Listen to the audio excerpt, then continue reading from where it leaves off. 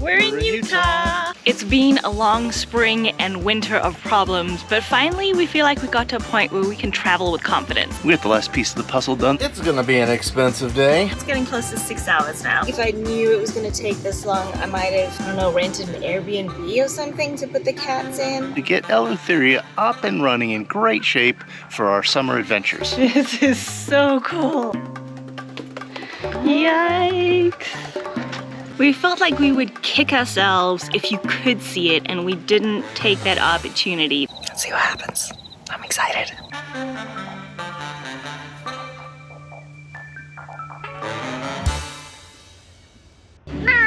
What are you talking about? You want to go outside?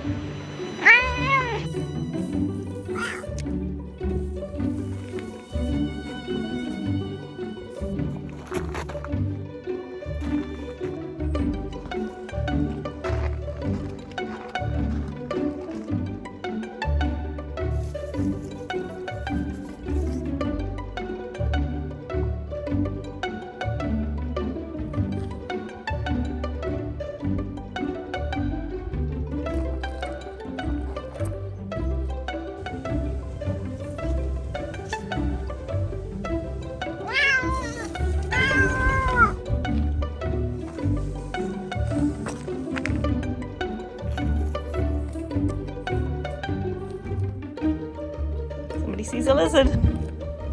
Oh boy. Oh, it's exciting. Oh, it's exciting. Oh, there he goes. He ran behind you.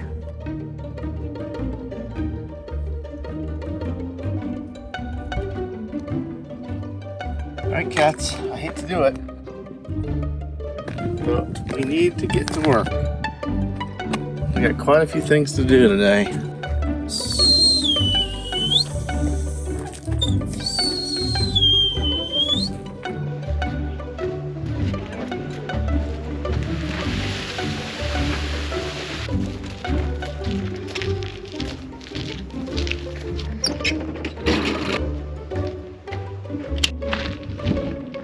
We are camped here out on BLM land in Utah. We're like 25 minutes from Zion National Park.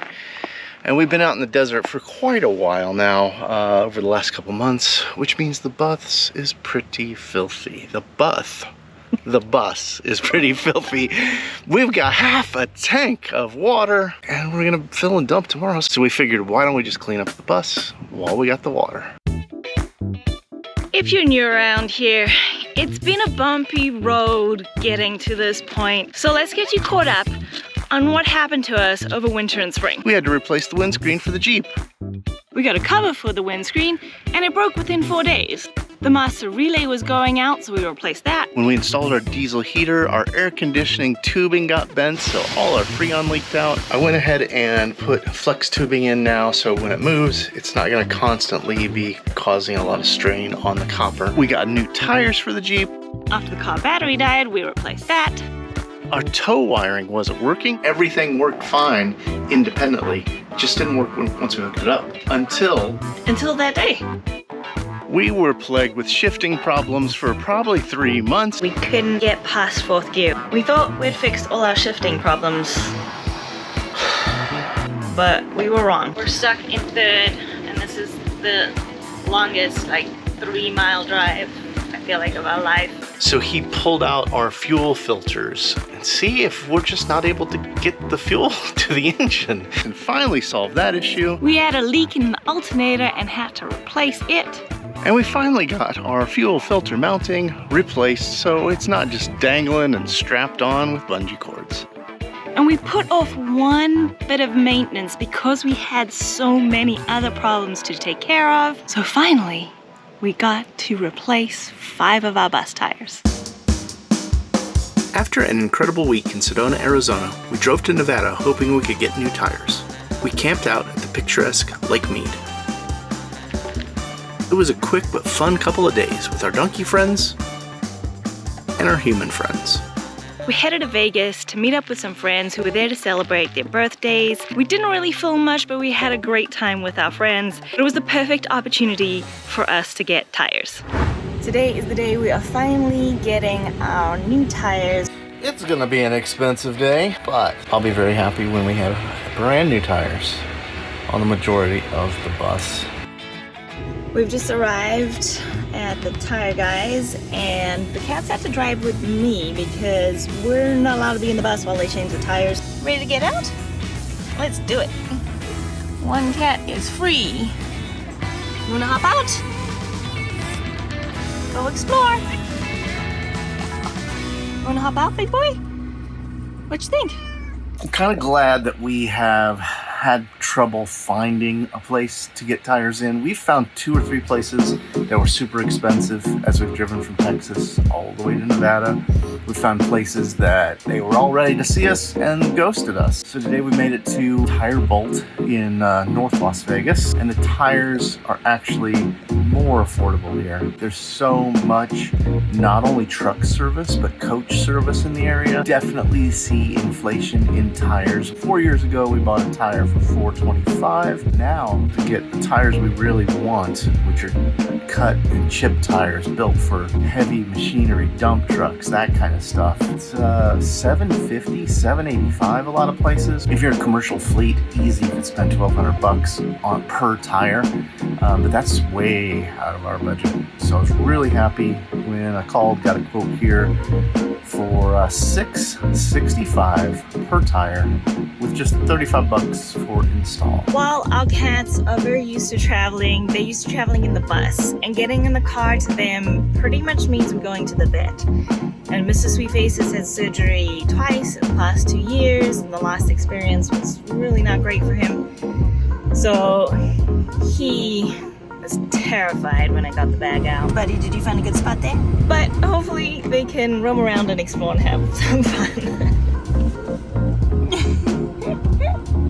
Back in your bag? Already? The current tires we have, the back tires, the tag axle, it looks real bad. It's got big chunks coming out of the tread. The drive axle tires, the walls are starting to get strained. There's cuts in the side. And those front tires, the tread is just wearing away. Now, there's a little bit for the safety depth, although I think the rule of thumb is 5 years and you should change them out just to be safe, because the last thing you want is a tire dry rotting. We haven't had tire covers, so they've had a lot of sun. Now that we're getting new tires, maybe it's time we get some tire covers. Well, they seem to be working on the tires really quickly, but Pizzicato, she's had enough, and her anxiety is just too much. There's litter everywhere. She's rolled in the litter box, and she wants out now. Do you hate this? I'm sorry, kitty. It's been over 3 hours now. The Sweetface is just hiding under the chair and waiting it out. Pizzicato has a few freak out moments, but they said it would take about 2 hours, and it's definitely taking more. I think if I knew it was going to take this long, I might have, I don't know, rented an Airbnb or something to put the cats in. It has been, it's getting close to 6 hours now that the cats and I have been sitting in this car. At least Mr. Sweetface has come out from his hiding spot. I am covered in cat fur.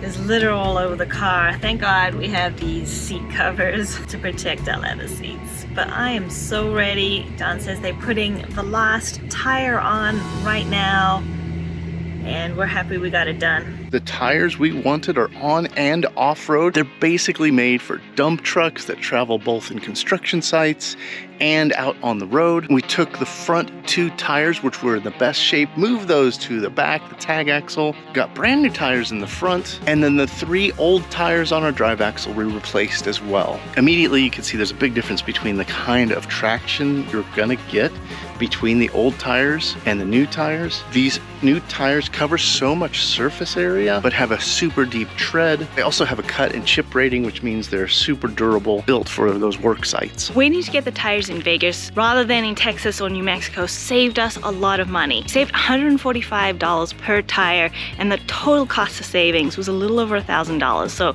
well worth the wait, I think. That extra surface area makes a huge difference on those front tires. I feel like I've got more control over steering, which is great to have when you're driving a 36,000-pound vehicle. Once we gotten the tires replaced, we needed to get out of Vegas as quickly as possible because it was already in the 90s and pretty soon it was going to be up to 100 degrees. Before we get back to the vlog, we want to thank DREO for partnering with us for this video. DREO specializes in smart home appliances with a focus on air care and kitchen products.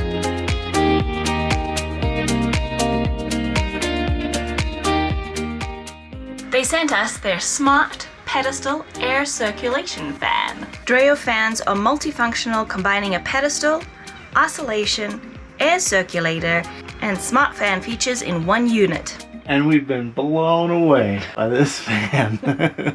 Seriously though, it's pretty amazing. They offer 8 wind speeds and 3 modes for customized cooling. The smart control options have you covered.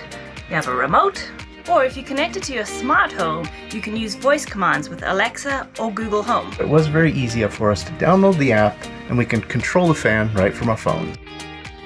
You can adjust the height as well as the 120-degree vertical tilt and 120-degree horizontal oscillation that promises room coverage with a 100-foot reach thanks to the bionic blade design for effective indoor air circulation.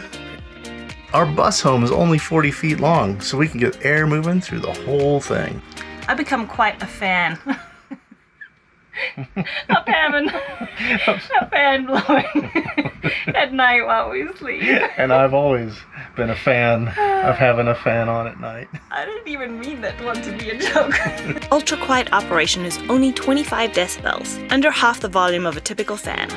Plus, the efficient DC motor provides powerful airflow while using 40% less energy than traditional fans. Summer has hit in full force and we are all looking for ways to stay cool. DREO is having their mid-year deals at DREO.com. Enjoy an extra 8% off with our code MELADON, or get it on Amazon. So click the link in the description to learn more about DREO fans.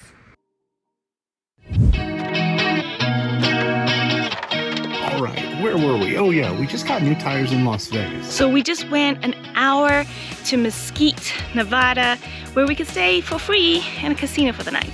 Casinos are our favorite free parking lot to spend an overnighter in. They're normally pretty quiet and this one was really big with places for the cats to play. From Mesquite, we drove through 3 states, Nevada, back through Arizona, and now in Utah. And it's a beautiful drive if you ever get a chance to make it.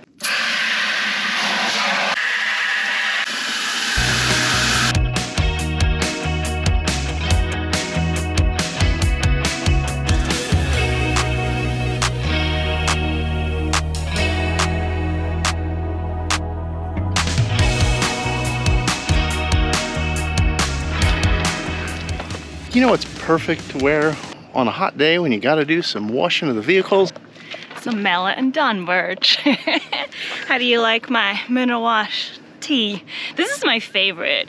I love it. It's like a tight fit, mineral wash, Dreamers Collection design on the back. Have you got yours yet? Which brought us to this area, which is Hurricane Cliffs Dispersed Camping Area. It's absolutely gorgeous. We're here in spring. The weather's been great. It's good for cat walking. We either got a mouse in the luggage bay or these chairs got a little dirty because the cats are going nuts. They're having a sniff-a-thon. And all kinds of different buttes and mountains eroded in the distance.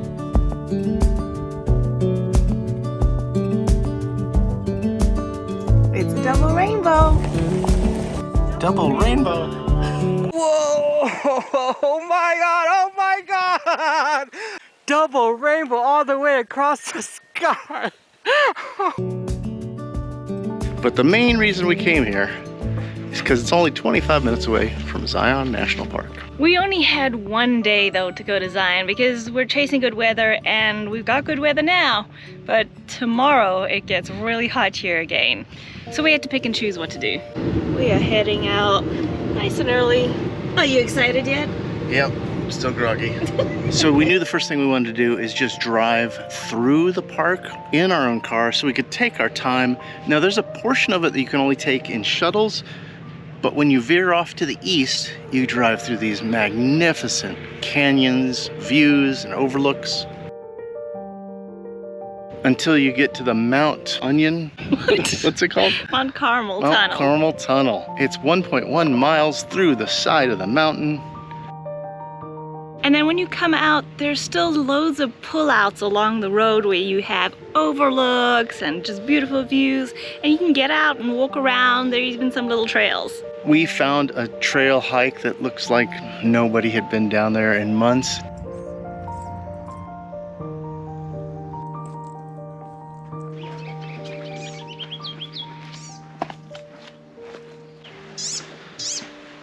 So it's just fresh air up here.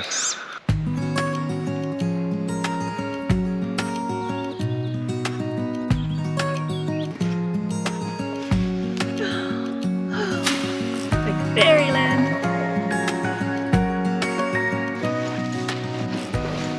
Whoa. This is so cool. Oh man.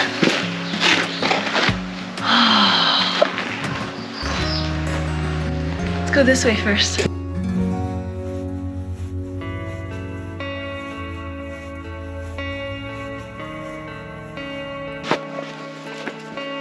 It's like a beach in here.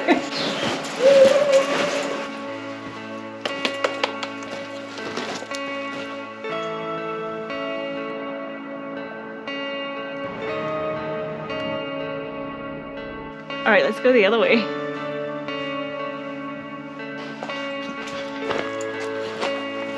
Whole different experience this way. The geological history of Zion National Park involves millions of years of sedimentation, uplift, and erosion, sculpting the landscape we see today. Pine Creek is a product of water erosion over millions of years, shaped by the relentless force of water, particularly during flash floods. And then we knew there was one really good hike on this road we could do without taking the shuttle. It was the Overlook hike.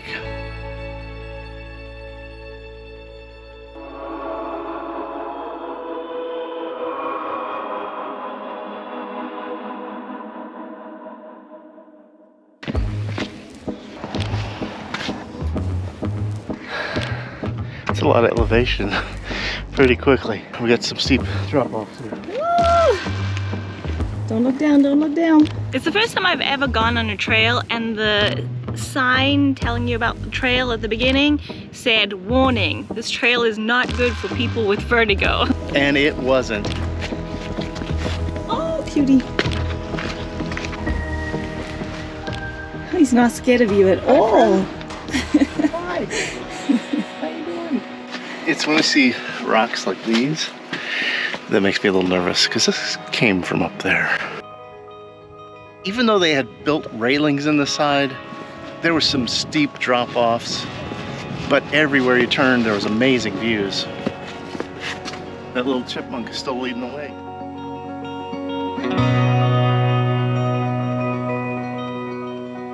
Yikes.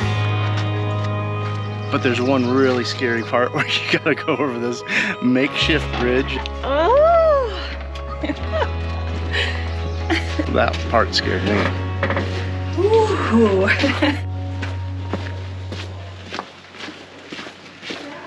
You reach a point where you can look back at the trail you've just walked. It's insane to see how it wraps around the mountain.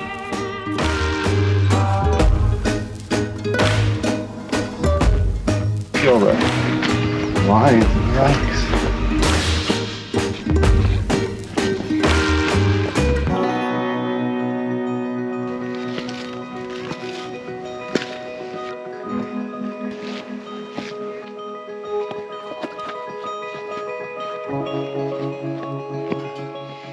Whenever Don has the camera behind me, I always hear tripping behind me because he's so busy watching the camera. Don't fall off, okay? But the payoff at the end, oh my God.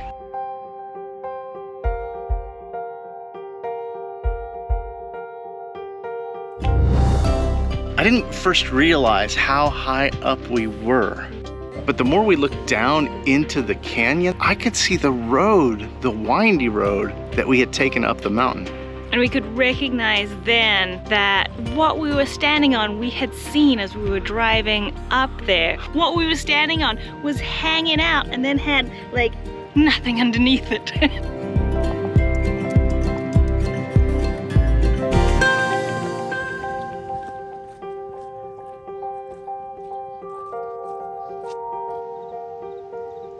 But our adventure yesterday wasn't finished yet because, as many of you might remember, there's a major geometric storm happening right now. And it looked like it was gonna be down into Utah. Where the prediction says it's like you're on the very tip. So it was kind of like, will we see anything? We felt like we would kick ourselves if you could see it and we didn't take that opportunity to get up in the middle of the night. It is 6:30 and we're attempting to go to sleep.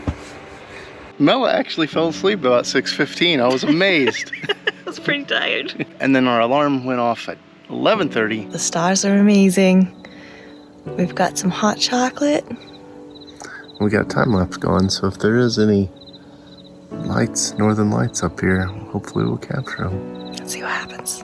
I'm excited. It was worth it just to see the stars alone. Oh man, the sky was beautiful. So just doing the stargazing was nice. But we didn't see anything. We didn't see any colors. But our camera did. While the northern lights weren't visible to the naked eye and we didn't capture great footage, There was clearly activity that night, and watching this footage the next day had us even more excited to go further north in our future to see the Aurora Borealis and check it off our bucket list. so that brings us to today, where we got our last day here and we're getting prepped to move on to our next location. Now, as you might have guessed, we're in southern Utah. We just went to Zion. We're probably gonna try to hit the Big Five here. So our next stop could be even more spectacular than this one. I'm pretty excited about it.